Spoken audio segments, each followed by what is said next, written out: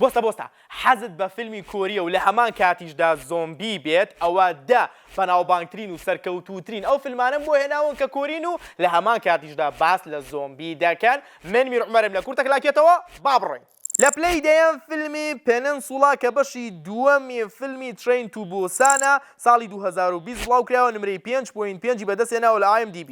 لە پلەی نوێیەم فیلمی The Cursed Dead Man Spray ساڵی 2021 بڵاوکراوە نمرەی 5.9 بەدەستێناوە لە IMDb. لە پلەی هەشتم Doomsday Book ساڵی 2012 بڵاوکراوانە نمرەی 5.8 بەدەستێناوە لە IMDb.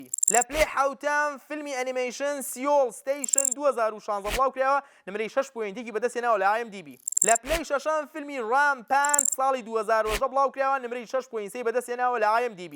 لە پلەی پێنجەم هاشتاگ ئەلایڤ ساڵی 2020 بڵاوکراوە نمرەی 6.3 بەدەستێناوە لە IMDb. لە پلەی چوارەم فیلمی The Sadness 2021 بڵاوکراوە نمرەی 6.4 بەدەستێناوە لە IMDb.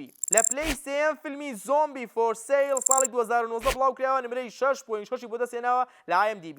و لە پلەی دووەم فیلمی The Wailing ساڵی 2016 بڵاوکراوە نمرەی 7.4 بەدەستێناوە لە IMDb. و لە پلەی یەکەمێکە لە بەناوبانگترین فیلمی زۆمبیەکان ترین تو بوسان ساڵی 2016 بڵاوکراوە نمرەی 7.6 بەدەستێناوە لە IMDb. من میرعومەرم لە کورتە کلاکێتەوە. سەلام عەلەیکوم.